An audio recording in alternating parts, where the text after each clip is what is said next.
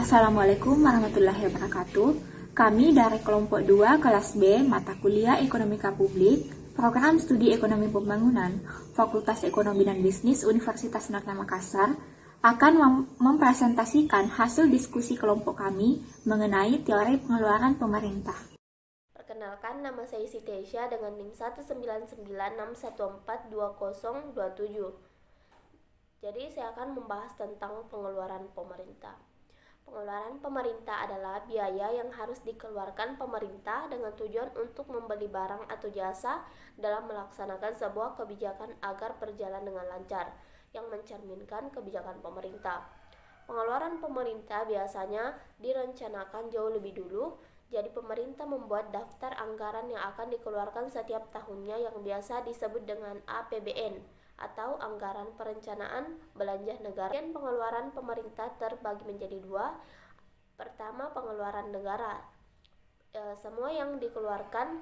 Semua pengeluaran yang digunakan untuk membiayai kegiatan-kegiatan yang akan dilaksanakan pemerintah suatu negara dalam rangka menjalankan fungsinya agar dapat mewujudkan kesejahteraan pada rakyatnya. Kemudian nomor 2, pengeluaran daerah. Untuk mengembangkan daerahnya, maka pemerintah daerah diberi wewenang dalam mengelola atau mengatur keuangan daerahnya sendiri-sendiri. Pemerintah daerah membelanjakan jumlah terbesar untuk berbagai pelayanan umum. Sekian dari saya. Nama saya Nilang Nuryadi dengan NIM 19964112006. Selanjutnya itu pengeluaran negara. Pengeluaran negara yaitu semua pengeluaran yang digunakan untuk membiayai kegiatan-kegiatan yang akan dilaksanakan oleh pemerintah dalam suatu negara dalam rangka menjalankan fungsinya dalam mewujudkan kesejahteraan pada rakyatnya. Pengeluaran negara terbagi atas dua macam, yaitu menurut organisasi dan menurut sifat. Menurut organisasi, yang pertama pemerintah pusat. Pada pemerintah pusat terdapat dana yang disebut APBN. Dana ini akan digunakan untuk meningkatkan kesejahteraan masyarakat. Pengeluaran pemerintah sendiri terbagi dua, yaitu pengeluaran untuk belanja seperti belanja modal, belanja barang, pembayaran bunga hutang, belanja pegawai, subsidi, bantuan sosial, dan lain-lain. Dan pengeluaran untuk pembiayaan seperti pembayaran pokok pinjaman luar negeri, obligasi pemerintah, dan lain-lain. Yang kedua, pemerintah provinsi.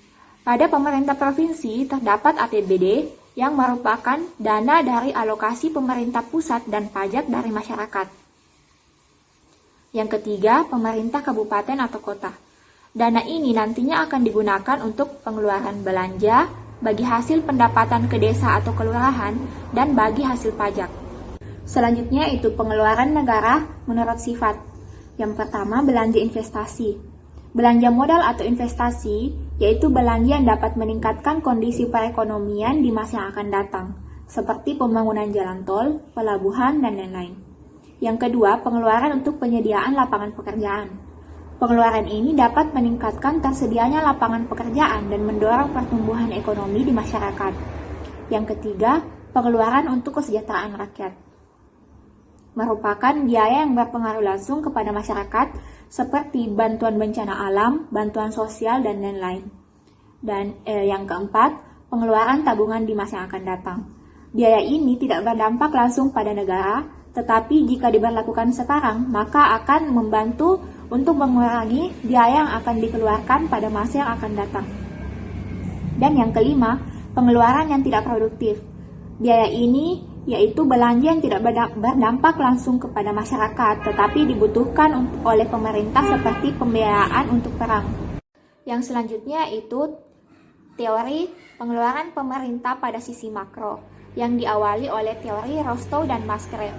Model ini diperkenalkan dan dikembangkan oleh Rostow dan Musgrave yang menghubungkan pengeluaran pemerintah dengan tahap-tahap pembangunan ekonomi yang terdiri dari tahap awal, tahap menengah, dan tahap lanjut. Pada tahap awal, persentase pengeluaran pemerintah terhadap pendapatan nasional relatif besar.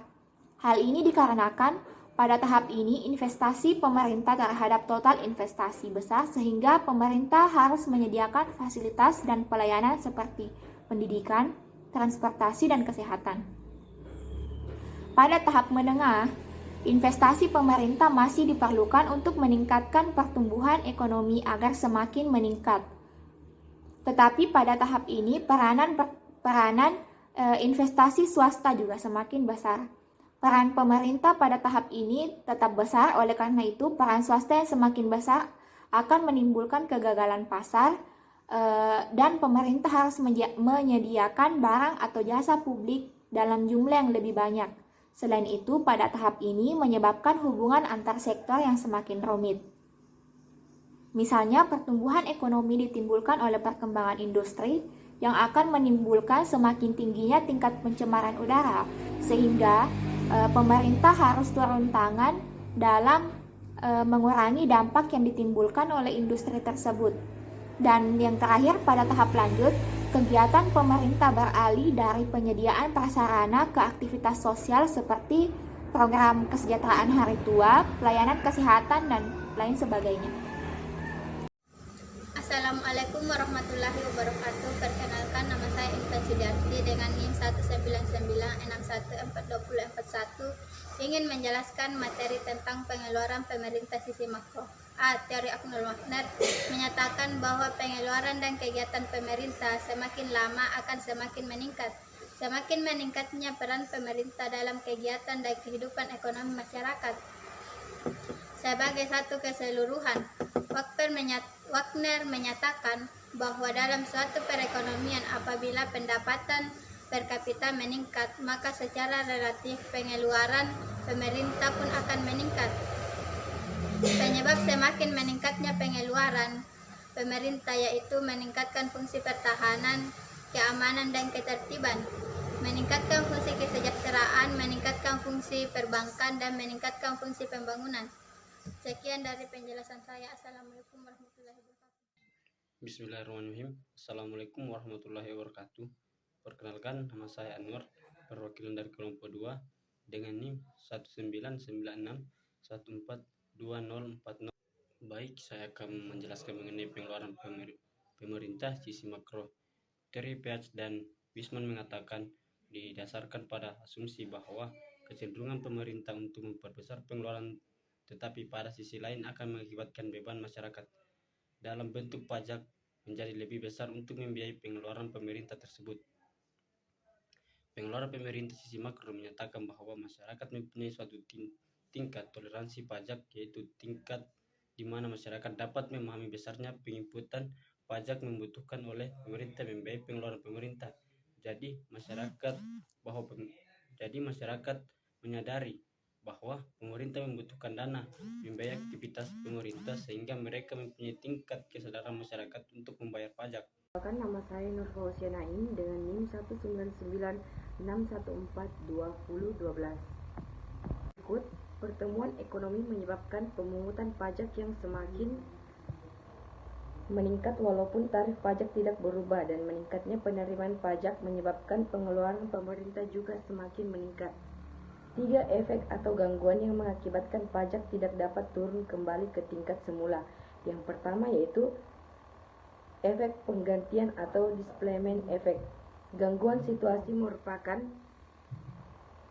gangguan sosial yang mengarah pada pengalian kegiatan swasta ke kegiatan pemerintah. Jika keadaan negara yang normal terganggu, misalnya dengan perang, pemerintah mesti meningkatkan pembiayaan perang dengan meningkatkan penerimaan pajak dan meningkatkan tarif pajak. Strategi pemerintah ini dapat mengurangi penggunaan dan dana swasta yang seharusnya digunakan untuk konsumsi dan investasi. Yang kedua, efek infex atau infection effect.